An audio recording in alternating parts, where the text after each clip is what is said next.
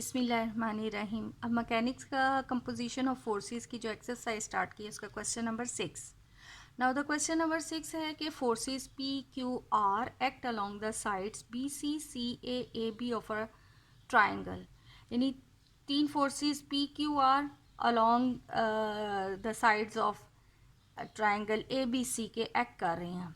ये पी जो है वो बी सी के साथ और सी ए क्यू जो है वो साइड सी ए के अलोंग एंड जो आर है वो ए बी के अलोंग एक्ट करे। अगर यही यहाँ पर साइड बी ए लिखा होता कि R along B A act कर रहा है, फिर हमने आर की डायरेक्शन अपवर्ड लेनी थी। यानी ये ए बी जो वो बता रहा है कि किस डायरेक्शन में फोर्सेस एक्ट कर रही हैं। Now find the condition that the resultant is parallel to B C and determine its magnitude. अब हमने यहाँ बताना है, ये अगर हमारे पास बी सी है तो इन तमाम फोर्सेस की वो कंडीशन बतानी है कि कंडीशन क्या होगी कि ये इन तीनों फोर्सेस का रिजल्टेंट, ये लेट से ये रिजल्टेंट आर जो है वो पैरेलल टू बी सी है, वो हमने कंडीशन भी बतानी है और इसके अलावा रिजल्टेंट की मैग्नीट्यूड कैलकुलेट करनी है। तो रिजल्टेंट कैलकुलेट करने के लिए हम ऑब्वियसली फोर्सेस को उनके कंपोनेंट्स में रिजॉल्व करते हैं। सो यानी अब हम रिजॉल्व अगर करेंगे फोर्सेस को, then the X component of forces, तो अलोंग एक्स एक्सिस, अब अलोंग एक्स एक्सिस ये बी सी जो फोर्स पी है वो अलोंग एक्स एक्सिस अगर हम कंसीडर करते हैं तो पी का एक्स एक्सिस के साथ एंगल ज़ीरो है obviously. So P cos 0 degree plus the next force is Q, और क्यू का अगर देखा जाए तो एक्स एक्सिस के साथ इतना एंगल बनता है। ये पार्ट अगर सी है तो एक स्ट्रेट लाइन पर एंगल 180 होता है। सो इतना पार्ट जो है वो 180 माइनस सी है। So we have plus Q cos 180 minus C plus R. अब यहाँ रिजल्टेंट को हम यहाँ आर डैश लिख लेते हैं क्योंकि यहाँ फोर्स हमारे पास आर यूज़ हुआ हुआ है, तो रिजल्टेंट को हम आर डैश से रिप्रेजेंट कर लेंगे। अब ये जो फोर्स आर है, आर अलोंग एक्स एक्सिस, अगर इसको थोड़ा बढ़ा दें तो ये हमारे पास यहाँ से एक्स एक्सिस के साथ ये कंप्लीट एंगल बनाता है। ये एक स्ट्रेट लाइन पर एंगल 180 और इतना पार्ट हमें मालूम है कि ये एंगल बी है। सो आर का कंप्लीट एंगल जो है वो 180 प्लस बी हो गया, यानी यहाँ से यहाँ तक एंगल है उसका 180 plus B. So we have cos 180 plus B.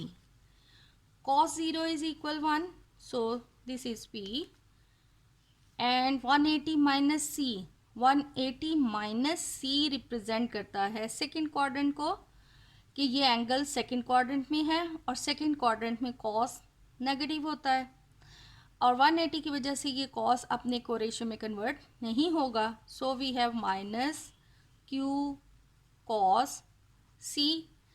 Similarly 180 plus b, ये प्लस का साइन आ गया 180 के साथ। सो ये रिप्रेजेंट करता है थर्ड क्वाड्रेंट को, कि angle lies in third quadrant. So 180 plus B ये थर्ड क्वाड्रेंट है और थर्ड क्वाड्रेंट में कॉस नेगेटिव होता है। सो माइनस आर और 180 पर ये अपना कॉस ही रहेगा। So we have minus R cos B. अब ये तो हो गया इसका X component. Now for Y component, हमने जब इसका y कंपोनेंट कैलकुलेट करना है तो y कंपोनेंट में वही एंगल्स लेकिन साथ में हम साइन यूज़ करेंगे।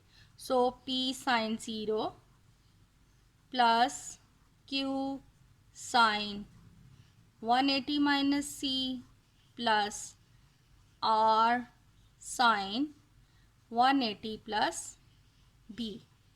Sign 0 0, so p will be vanish and q sin 180 minus c, 180 minus c means second quadrant, second quadrant में साइन पॉजिटिव होता है, और so Q sine C 180 plus B. Third quadrant में sine negative, so minus R sine B. ये हमारे पास आ गया x component, और ये हमारे पास है एक्स कंपोनेंट नंबर 1 दे दे equation, y component equation number 2। अब हमें गिवन है, हमने कंडीशन फाइंड करनी है when the resultant is parallel to B C. अब अगर लेट से ये रिजल्टेंट आर डैश है, पैरेलल टू बी सी है, और बी सी हमने अलॉन्ग एक्स एक्सिस लिया हुआ है, इट मीन्स कि इसका Y component that will be equal to 0, क्योंकि रिजल्टेंट जो है वो पैरेलल टू एक्स एक्सिस बनता है। Now the condition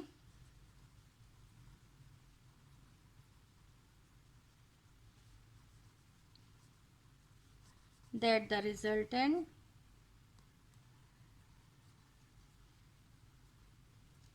is parallel to BC. Parallel to BC, then y is equal, y component is equal 0.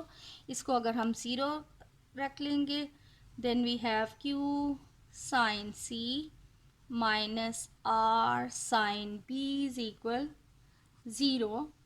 तो यहाँ से हमारे पास आ जाता है q sine C equal R sine B, and q over sine B equal R over sine C. अब law of sign क्या है? No law of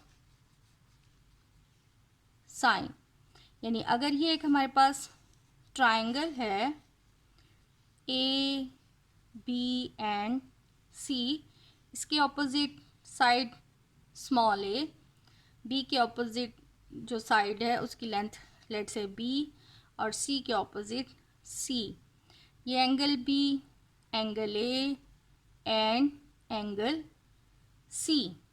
तो लॉ ऑफ साइन रिप्रेजेंट होता है A over sine A equal B over sine B and C over sine C.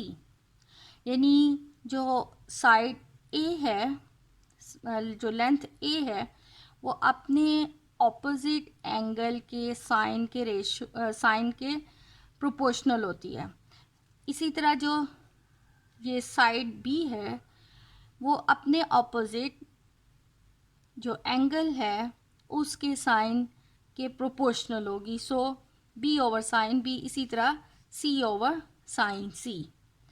It means कि हम ये sine B और ये साइन सी, इनकी जगह पर ये बी एंड सी यूज़ कर सकते हैं।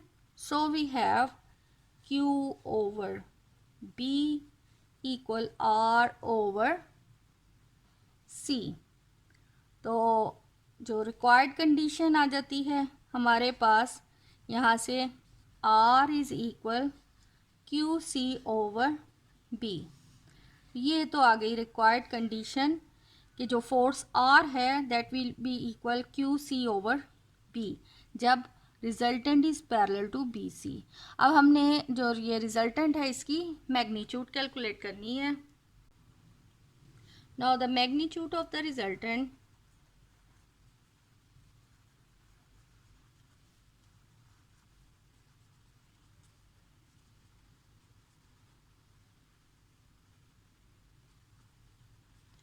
Magnitude R dash equal square root X square plus Y square.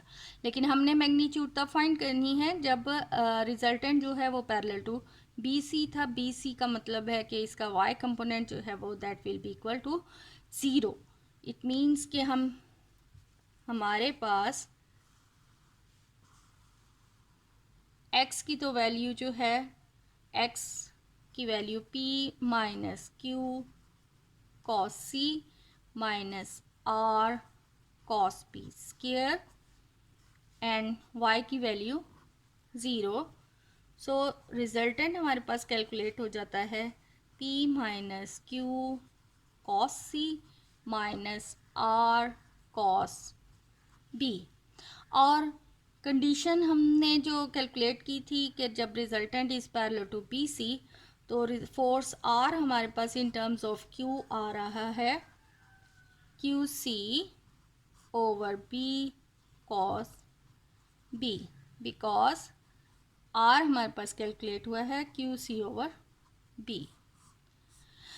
अब इसकी थोड़ी सी सिंप्लीफिकेशन इसको कर लें। Then we have P minus Q over B common ले लें, क्योंकि यहाँ पर हमारे पास B नहीं था। सो B cos C minus C cos B, minus common तो ये दैट विल बी प्लस। अब लॉ ऑफ साइन क्या है? Now law of cosine, law of cosine होता है चूँकि यहाँ C और यहाँ B है, सो C square is equal A square plus B square plus 2AB, और A और B के दरमियान एंगल cos C। सिमिलरली यहाँ पर हमने C स्क्वेयर, इसी तरह B square is equal A square plus C square plus 2AC, और A और C जो साइड है उसके दरमियान एंगल cos B होता है। यानी अगर यूँ देखें कि ये हमारे पास ट्राइंगल है AB एंड C, इसके ऑपोजिट A, यहाँ पर B और इसके ऑपोजिट C, तो A और B के दरमियान एंगल जो है वो C है। इसी तरह A और C के दरमियान एंगल B है।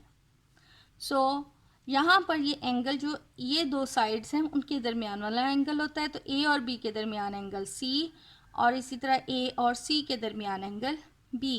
सो अगर हम इसको थोड़ा सा और कर लें सिंप्लीफिकेशन, तो हम यहाँ से देख सकते हैं कि B cos C, अगर इसको हम कैलकुलेट सिंप्लीफिकेशन इसकी करें, ये फॉर्म बना लें B cos C, then B cos C is equal बनता है हमारे पास A square plus B square minus C square over 2A।